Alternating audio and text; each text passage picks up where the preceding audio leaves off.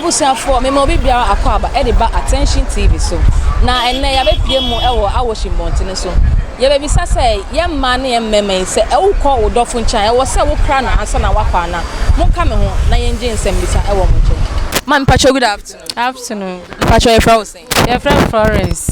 oh man we dey emi de pa na mama pacho ria hu ye wa ye nsem bisa say as oba so wa ware na so wo mpena o kọ ne nche wo ne fia e wo say wo frɛ no say me ba ansa na wakwa na say eni kwan say wo frɛ Oh, me friend will send me back. Say me ni na wo ho. Me friend will send me back me wo me kin ono so wo kin.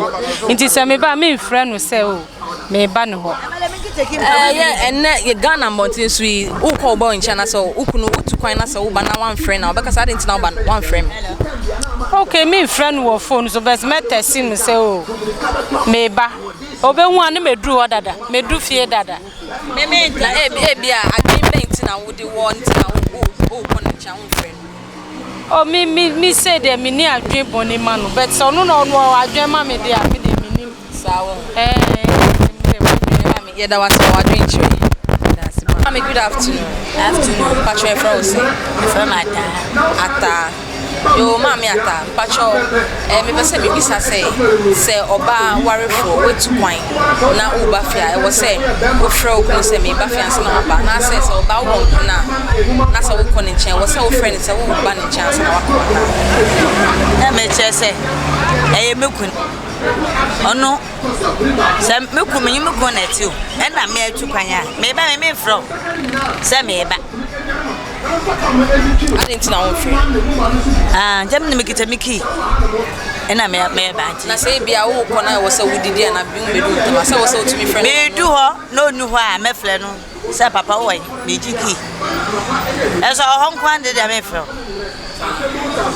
e mom yim so ye wo me bia ye juwoti me ti say me kuni me na ti o me onso kwadwuma me som kwadwuma mo fiere wa fa me so ata bo hwa de o baba no papa kenka na o ba sha enti unu say ba ma utu na do baba sha bu dem de e go ba bi na me ba me nkraw baba na bibi ko so na na san to kwana na e ba enti no onka no be ko na me ko ba ko na me ko pie no so say ba ma me to bi Brother and Copon, Jam Cotton, and Messin, I don't know him vicinity. I don't know go on. Wallahi Tala. Or fair and come, I'm 2 million for Camla market. Sir, next time. Oh, Bronya, Baketchi. We don't move. Mammy, I that's all I drink out of mine. Pacho, good afternoon. Good afternoon. Pacho Biaboko. Biaboko. Pacho Frozen. Baja from Wisdom. I said, we are being you when they are far. Na Pacho and area means some person say as Obama. Oh, call Yeroha. I was so Wutina Swan, and now we're in Po, who call girl and chain, or say Wutina Swan, Sana, Wakwana say, and was so Wutina. Oh, I had them, you know. Say, Menu Wutino, Ebia, who in chair. Aha, I feel my home for and I'm new date.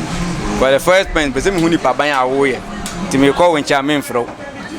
But some who trust, send it by radio, oh, and Hojo, or Yemen, my son, you beer. Oba fa machine de ade a ene me ko woncha o wase me fro ansa ma yade be maba anti say won friend na say bia wonche no ndi ana but so friend dey say wuji say me judi say bia wo ko ha oba ko chi no oba bi won cha na say me ko chi say be ma bi she ne nchen ba mi jidi so wodof ba jo me wodof pa ba jo no wuji ni di ba jo me jini di pa jidi so to me nyefi itu kwa wo ka je nso bia sa ba ne che ene ye da so na etwi nkomo. Thank you. Good afternoon, sir. Yeah, afternoon. Please, how are you doing? I'm good. Please, what's your name? My name is Godswill. What's your name? Godswill. Godswill. Yeah. Okay, you are Nigerian, right? Yeah.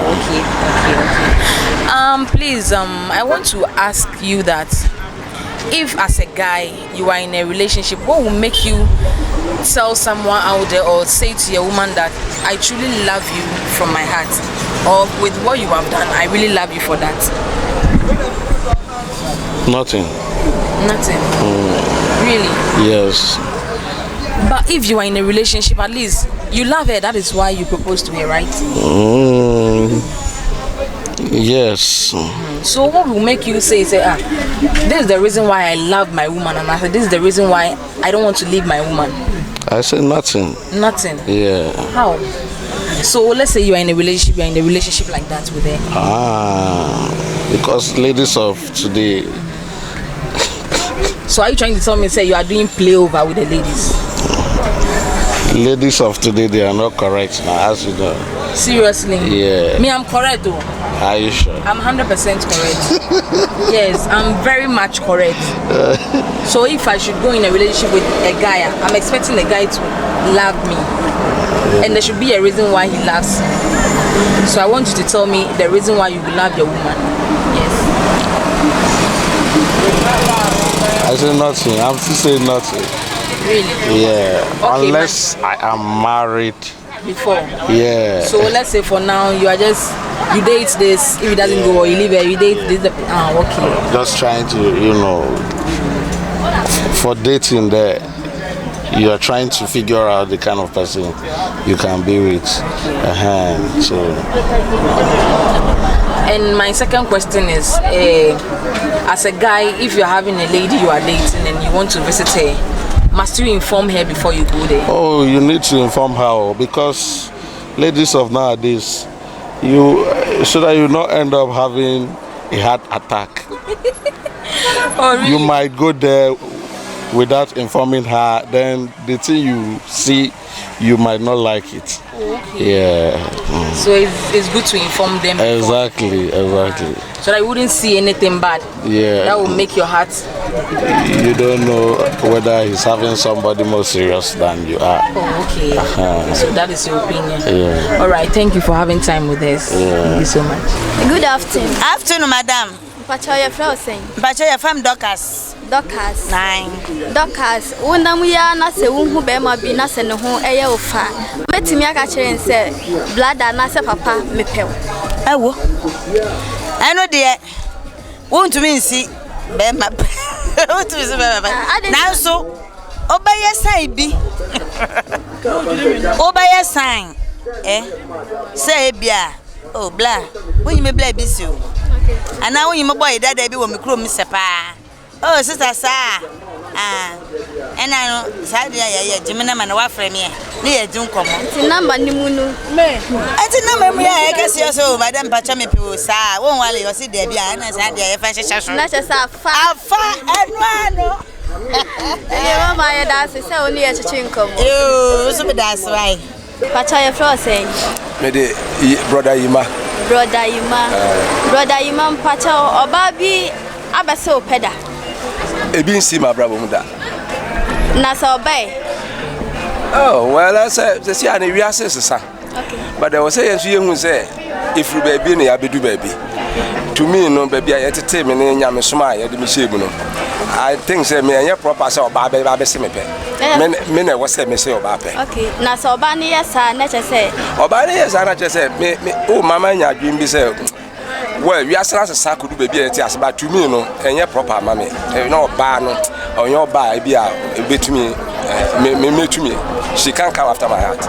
Sir, of course. Oh, when you saw yes, I and you will plan the partner or the no, say, well, I no credit say, oh, domedia. And then there should be some actions to a certain time. And sign away to me, actually, say, will be a bra, say, because we are saying, me a baby, who are banana power. Made catch us with me power. But me power say, be a busy, but me power say, me waro, Namin Wabobra. A brabonet me waro, I quent you, you know, be young man, if you are drinking man. It is a war banner by the curtains open me. Open me for what? I was all times open me with a reason.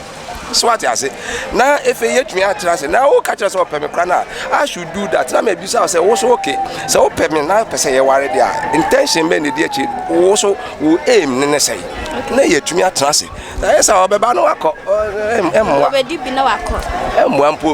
I mean, I deal, I'm saying, your coach and Bibiano is not proper. Okay, it's not proper. Okay. And that's so near to drink. Mr. Medas is also when you have to drink. Please, what's your name? I'm Kendrick. Kendrick, yeah. Okay. Please, my question is, as a guy, when the lady proposed to you, will you accept it or? Oh, if I really love her a lot, so far there, that one there, I'm going to accept it. Yeah. Okay. Yeah. What if you don't love her? If I don't love her, it doesn't mean I should accept it. Yeah. Okay. I will not bother myself to accept it. Yeah. Thanks for speaking with us. Okay. Mama, good afternoon. Afternoon. Me pacha your friend say. I'm the kukua. Kukua. And then my question no any say buyo bay. Unam hona we share fine boy be just say I have fed your club you who know so as cow will be when it didn't who feeling no. Over catch and I say one country. Oh, Minka. I didn't know one can. I didn't see when you were more to be back. What do sabe good to you? Minka because well and time nimba who say like you better catch him me say be omo fair back. Nti me no de Minka.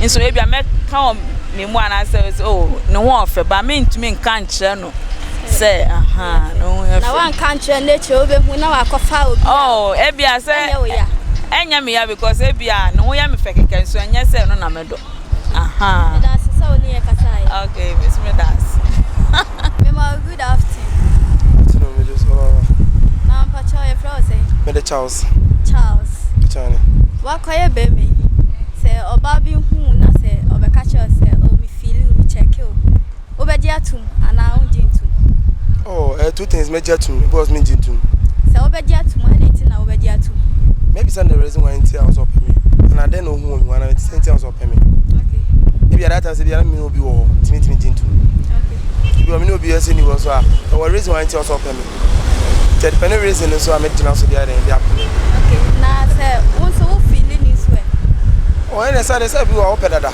that's all the no about so there fala and there now they are and there fala Friday okay the nice wafa okay because all the no about there yes sir and there also the oya man so pepe but I my mo the head so benye bisa head say bisa space the sisters na ya dom and there na yeah that's so only e kasai yes that's